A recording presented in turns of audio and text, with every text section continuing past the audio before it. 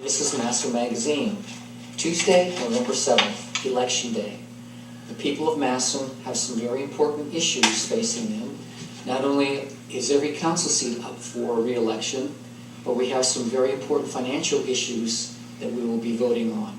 And one of them is issue 43, which is the renewal of an emergency operating levy for Massillon City Schools. During this edition of Massillon Magazine, it's my pleasure to speak with Rik Goodright, who is the superintendent of Massillon Schools. And it's a pleasure to have you here. Before we start talking about issue number 43, I think it's really important for those who are viewing this segment to know what's good about Massillon Schools. What good is happening in our schools? Well, you know, we have great teachers and a great student body and community, real supportive, and so we're always happy about that. And we continue on with some of the traditions and things like that that have been going on here for years. Currently, the Board of Education is working on a project at the middle school, which is putting a new track in, which was long overdue. Our kids out there had to go to the high school or practice in the parking lot. So they've been saving money for ever since I've been here, and I've been here 7 years ago. You hired me 7 years ago, yes. And thank you for doing that. It's been a great place to work and spend the end of my career. But so that's going on. That's something just short of a $3 million project that we're excited about. If you get out that way towards the middle school, you can see in the back that all the earth has been moved and fences are going up, and so we look forward to that in the spring being operational. There also will be a turf football field there, but that was all done with savings like overtime and year after year with our permanent improvement monies, and so we won't owe anything on that. That'll just be paid for. So that's going on right now. And then if you've noticed around the district that we've done a great job of keeping the district neat and clean and things like that. And we continue. We had some reductions back in 2012, which we've honored those, but every year we bring on a new crop of 13 to 15 new teachers as retirements and things happen, and so we're really happy about our staff. And then academically, we continue to improve every year, maybe not exponentially, but they have these state indicators, and there are 24 of those, and from 2015-16 to 16-17, we improved on 76% of those. So, and that's all we can ask for, is if the kids are improving and instruction is improving, and so we're real happy about those things. That's good. Sounds great. And I do have to say one thing about the track facility at the middle school. When I was on the school board, the students were practicing on the parking lot, on an asphalt parking lot, and I know there was an injury because of that, and I think it's good that now they'll have their own facility. Yeah, it'll be real nice. And up until now, last year, they practiced in that parking lot. So many times, the first time our kids ever stepped foot on a track is when they went to a away meet somewhere. So they didn't give that. So that's pretty neat. So SD surveyed, there was room. There was a plan a long time ago. There was a hold put on it, but we were committed to get that thing done. So as soon as we had saved the money to do that, we decided to go ahead and go with that project. Good things, good things. Okay, let's focus on issue 43. Okay. What is it? Okay, well, issue 43, if you remember back in the day, which seems like yesterday, but it was a while ago, 2012, for the first time in many, many years, we made a lot of reductions in the district, which was 51 staff people. We shut down 3 buildings, consolidated buildings to 3 elementaries, and because we had a debt, we were in a negative balance. And then we passed a new money, 8.2 mil levy, which generates about $3.4 million a year. And that's hard money, so it's nothing new. It'll be the same amount that we collect forever, every 5 years. If we continue to renew it, we'll collect around $3.4 million to help operate the school. And that's for teacher salaries, for student supplies, for heating, electricity, all the things that we need to do. Sadly, or maybe it's good, but 3 out of every 5 years, the Massillon community has a responsibility of renewing one of those levies. We have 3 emergency levies, and and that's how we operate our school district. And this just happens to be our largest one, but it'll be a first time renewal. But we did pass this for new money back in 2012. So that was a big time for the district. You know, we had reduced, consolidated, laid off staff, cut utilities in different buildings and things like that, and passed a 8.1 or 8.2 mil levy, which generated $3.4 million a year. So. Good. So that's just, it's strictly for operating? It's Yes. not capital or Yeah, anything? it's just operations. We have a permanent improvement levy that feeds our repairs and our new things that we do. So, but it's general fund money, so if the board so choose, they can use it to spend on other things. But our district is no different than many others. Amazingly enough, most districts, 75 to 80% of all the monies that they collect go towards salary. That's to pay for people. That's the people who work for the district. So, and we maintain ours just below 80%, so we're pretty happy about that. So that gives us another 21% to, for books and things like that. So the inevitable question, if it doesn't pass, what happens? Nothing. If it doesn't pass, we'd have another time to put it up, but we're not in the business of threatening our community. It's the first time we tried to renew this. We have every expectation. Our community always supports us.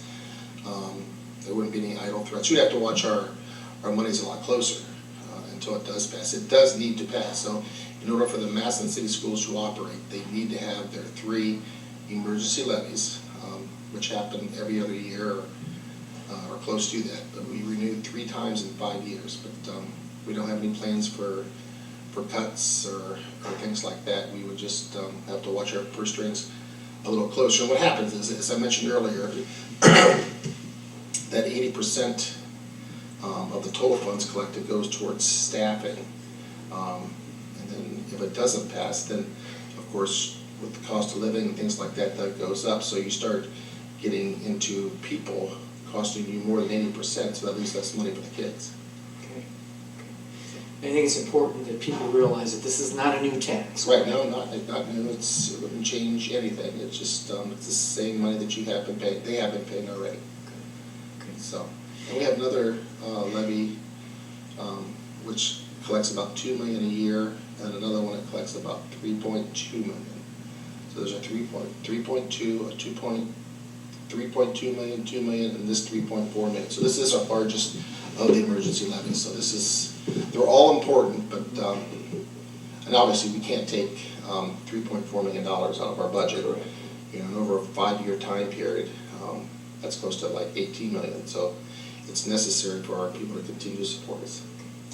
I think it's important too for the viewers who are watching this. There's been some buzz. I've heard some things after the administrators' salaries were published in the newspaper. That and connected with the levy, and I think it's important that people understand why we need good administrators, and maybe you can answer that question, and then you can also kind of elaborate on where we stand among the other school districts in the area. So I'll start with the latter part of that question first, and the Massillon people do get a good bargain for their dollar for the administrators. Of the school districts in Stark County, our administrators' pay is in the bottom 25%. So there are 18 school districts, and we're about 75% down, or whatever you want to look at it, but we are in the bottom 25%.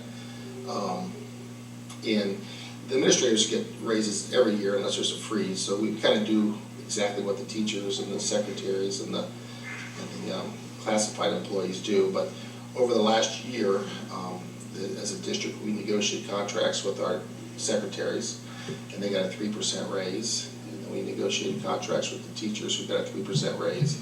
And then we also got negotiated a contract with we had a continuing contract with the classified employees, and they had gotten a 2%, but because we gave the other a 3%, we went ahead and authorized a 1% for them. So all the employees in the district had a 3% pay raise. So for the administrators, they didn't all get 3% pay raises. In fact, The way we did that was more of a business model where we counted up our administrators, counted up their salaries, and then took 3% of that total.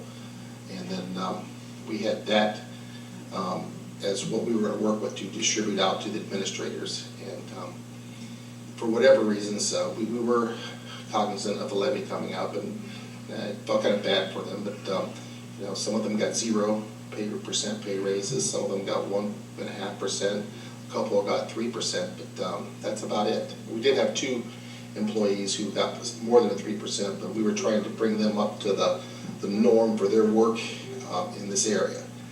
But so the amount of money, that 3% of total administrative cost, which we had to distribute as raises, we didn't even use all of that. We saved about $15,000 and gave that back to the board and said at this time we don't intend to, to do that. But we have reasons why we do them. That's what we did. So actually, the administrators got, as a whole, got less of a percentage raise than any other of the employees in Stark County or in Massillon. But what makes that kind of stick out, because typically our administrators are the highest paid in the district, but people will be surprised to know that we do have teachers who make more than some of the administrators. And it's a little different role, but we're real happy. You know, we feel like we have great administrators. We don't want to lose any of them. You know, obviously, there are people who don't like this one or do like that one, but you know, we make those decisions. But sometimes you have to pay them to keep them too. Mm-hmm. So we're real happy to have who we have, or we're glad they got their pay raises. And next year, teachers will get everybody will get a pay raise because we're not in a freeze time period, which we were back in your day. Absolutely, absolutely. But because of our cuts and reductions and things like that, we're able to save some money. But we'll revisit that again next year. So it just happened to show up in the newspaper that way, but we do that every year. Okay, getting back to issue 43, I think it's important we talk about good schools make good communities. Mm-hmm. And I think that's kind of linked to passing this levy. What's your take on that? Well, you hear that all the time. Yeah, I think, historically, we've had good schools. We continue to have them. Massillon's pretty fortunate in that part of the mission statement of the district, which came to us, many, many years, talks about athletics, the arts, and academics. Mm-hmm. The one thing in Massillon that they'll call you on is when one of those gets out of balance, our community reminds us. I mean, the arts are very important to us, with our swing band, our choir, our plays that we have, the musicals. I mean, those things are really important, so we still need to, to be good at those. Athletic-wise, obviously, football is what stirs the drink here in Massillon, and we honor that, but we also have done things to make sure that we are making sure those other sports are, are improving, and then academics is what we do every day. Mm-hmm. And currently, I think we're real fortunate. We have a curriculum department headed by a former student and teacher here, Chris Blair, and she took over the reins in the athletic department, in the academic curriculum this year, and is doing a great job. And we've done more work in the last 4 months than we've done for a while. And so we will continue to get better. But in Massillon, with our mission statement, we need, the community wants us to keep track of those 3 things, and I think we do a good job of doing that.